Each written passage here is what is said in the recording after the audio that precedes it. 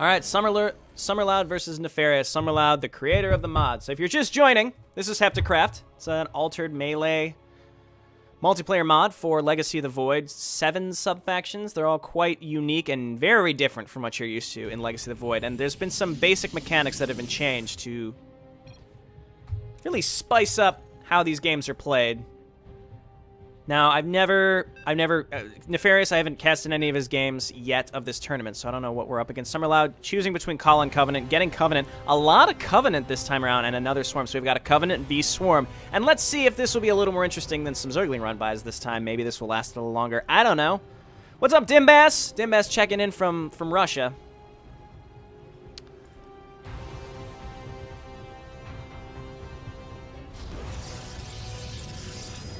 And let's see, Fast Teldream Anvil. Anytime I see the Fast Anvil, I assume that the Covenant player is going to be making Fast Devotees. That's my thought. And Nefarious, no fast spawning pool. Just getting drones, overlords, maybe a fast expansion. I don't know yet. See, so here's the main difference, I think, with Legacy of the Void and previous StarCraft 2 expansions is you've got, like, maybe 2 minutes here where I, the caster, like, what am I going to say? I mean, I could talk about these players. Summerloud created the mod. I did that. We talk about the mod a little bit. But when you don't, that's why I think maybe they made the economy changes as well in Legacy of the Void. It just makes the game start faster. But the difference here is that this is sort of in between. You start with a lot of workers. You have a lot more mineral patches. And you have a lot more tech choices, I feel like. And it gives you a little bit more time to scout to make sure that you're doing the right thing. Oh, my word.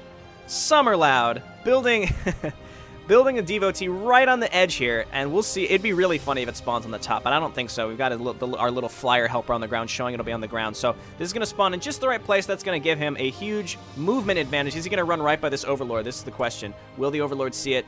It looks like the devotee can... Oh, he sees it! He sees the devotee. He just spotted it. The question is, did Nefarious actually... Did he spot that on the minimap? He only saw it for a split second. So the question is he preparing for this? The spawning pool is out. No Zerglings coming out right now. Summerloud making a second devotee and his Mobius compound where he can get those cheap Mobius units. Running that devotee up the ramp and just going to start attacking. Looks like Nefarious is going to start reacting. No, just making drones. No Zerglings in the pipeline at all. And he has this creep colony coming up, but you do have to morph those creep colonies into... spine crawlers if you want. Getting near a full surround on this Zealot. The Zealot is going to kill, well, I would imagine 1 or 2 drones before running into the minerals, getting 2 drones. How many did he get there? 4 workers killed there. 4 workers killed, and he's still making more devotees. He's running them across the map. No Zerglings in the pipe from Nefarious yet. But he is making a creep colony here. He doesn't have really enough money if he wanted to make Zerglings. He decided to invest in Metabolic Boost, even though we had, he saw his first devotee, 2 Zerglings here, let's see, and a Spine Crawler in here. So if he can just kind of kite this Zealot around, I keep calling them Zealots, they're devotees. They're also pretty quick, and I believe they're faster than Zerglings without speed, so I suppose Zergling speed's sort of necessary. These devotees down here, though, can start harassing down this hatchery. No Spine Crawler down here to protect it.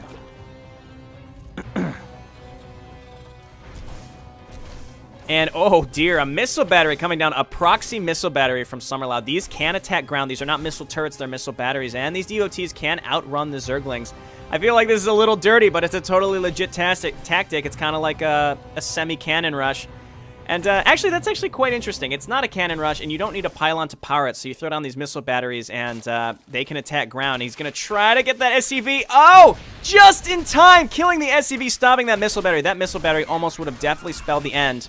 Would have almost definitely spelled the end for Summerloud's proxy right there, reacting, saying, I can't believe that just happened. A lot of Zerglings now coming out from Nefarious. Zergling speed almost done, which will allow him to kite around those devotees. Now he has a warbot out to support those Zerglings. Zerglings getting, or to support those devotees. Zerglings getting a full surround on the devotees, them finally going down, canceling that missile battery rather than trying to send an SCV over to finish it. And destroying that warbot. Wow, Nefarious holding on. That was so risky. He didn't make any Zerglings for so long, deciding to just rely on that single Spine Crawler. He could uproot that and move it now if he wanted to. He could move it down here if he so chooses. And now Nefarious taking his Speedlings across the map to try to maybe push against Summerloud, who, as far as I can tell, has no defensive structures or units out.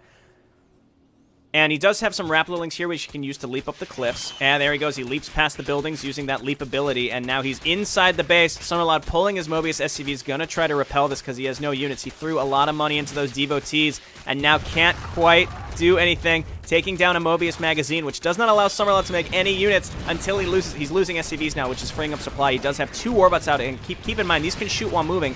But let's see how fast they are. 2.8. And it looks like Nefarious able to... Or, excuse me, Summerloud able to hold on. Nefarious backing out, taking out an Overlord there, too. Just sort of insult to injury. And, wow, two pretty early engagements with both players, but they're able to just barely hang on. Let's see, Nefarious is getting missile attacks, but does not have... Does he have a Hydralisk Den? So he's starting missile attacks, but no Hydralisk Den yet. So I'm interested to see his Hydralisk Den. It is hatchery text. So again, it plays just like old-style Brood War. Now, he's also still supply block. That's probably what he's waiting on. He had 3 Overlords queued up. But I'm expecting to see a Hydralisk Den here pretty soon, considering he's getting missile attacks. Now, Summerloud, on the other hand, got his second Command Dome, which I assume he's going to warp down using his Tal'Darim Mothership. Interesting tactic, just to keep it safe as you build it. But no units coming out for Summerloud. None. He has 2 Warbots. And the issue is he doesn't have a lot of money. He's investing a lot into tech, and there we go. He's starting to make some of these Cobras. These are, in my opinion, they're basically flying Warbots. They're pretty good. It's hard to say. They're flying, so until Nefarious gets a Hydralisk Den out, Summerloud will control the skies, if you will. But they have 55 health and only do 4 damage. But they're flying. Again, that's kind of a big deal. They can shoot while moving, so you can use them to harass and chase retreating units and things like that. So they're interesting. They're kind of a niche unit, and that's the thing about these Mobius compound early units that I think are so cool. The Warbots, the Cobras, you mix in a couple droids, is they're not powerful, but you can use them to support your very powerful Tal'Darim units. I just like the idea of that. Nefarious moving out here with what looks like about however many Zerglings this is. 8 times 3, 24, just 21 Zerglings, that's what it is. I can do math sometimes. And running across the map with these Speedlings, we do have a wall in here from Summerloud, but that Mobius magazine is pretty low. It looks like he did not decide to warp down his Mobius compound. He probably did not feel safe with this amount of Speedlings. He knew there were Speedlings on the field, and he didn't have any other units. And it looks like the Cobras now moving across the map. So we have the Zerglings trying to push in here. Meanwhile, I've got the Cobras harassing Nefarious's mineral line, though. I'm going to take out a few of these drones, so we have interesting... The issue is Summerloud doing some really good harass, but not really going to be able to hang on to these Mobius magazines. They do self-repair, though, which is a great perk, but there were just enough Zerglings to take out both, and the Mobius compound might go down, too. He won't have any ability to make any units except from his Tal'Darim Mothership. Oh, dear. He does have a single Cobra here. He's flying back with these Cobras. They're very, very, very fast. Once they start attacking, they start moving slow, but there goes down the Mobius compound. And it looks like Nefarious, yeah. Oh, no. The Mobius compound did not go down. He warped it away trying to save it. Interesting tactic there. The Cobras are back in town. They're able to push away these Zerglings, but not before the Mobius compound goes down. So, very interesting engagements here. A lot of Zerglings, and here Nefarious, I think, realizes he's got a solid lead. That Summerloud does not have enough to push against this amount of Zerglings. No Devotees, no Whirlwind on the Devotees, nothing. And I think Summerloud may be trying to tech a little too much, trying to use that Orbital Strike. You get a few shots with that. You get 2 shots if you're at full energy. And took out some of the Zerglings, but not enough. Moving his Mobius... Oh, no, yeah, he moved his second Mobius compound down here. Can these Cobras hold on? I don't think so. Not before he loses all the SCVs. How many SCVs have gone down? Wow, 31 SCVs killed by Nefarious. And just going to keep going up as this SCV spawns. It's just going to tick right up to 33. Trying to run away with that single Mobius SCV. He's got to be careful because, well, he might lose now flat out. I think Nefarious probably should just be spawning Zerglings. He might think that he has this one. Somehow Summerloud holding on because Nefarious choosing not to follow up.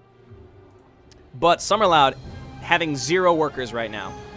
Well, he'll have 3 workers, and that is, I mean, look at this discrepancy. 34 workers killed by Nefarious. We'll see if Summerloud can somehow come back from this. Sending these Cobras across, this is kind of all he can really do right now.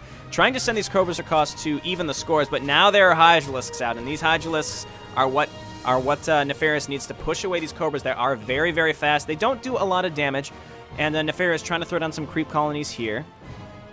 I don't believe these can attack air, only ground. Yeah. Oh, no, they can attack air. He could harass down these Overlords. He could, well, look at this. Spore colonies, spore crawlers, rather, in Nefarious's mineral lines, countering those Cobras. Summerloud knows. He's like, I'm behind so many workers. And Summerloud also, I think, is a little sad the fact that his single missile battery didn't finish. That, I think, could have not necessarily secured him the win, but it would have pushed down this expansion, and it would have been a very different game. Going to keep trying to send out these Cobras to do something. We have +1 Carapace coming out from Nefarious. More Hydralisks. Really, I mean, with this amount of Cobras, yeah, these Cobras are going to go down immediately against these Hydralisks. And they go down very, very fast. Again, they're very fragile. So, oops. So, and down it goes. Am I on busy? I'm not. Busy. So, 2 Mobius compounds back up, but Summerloud...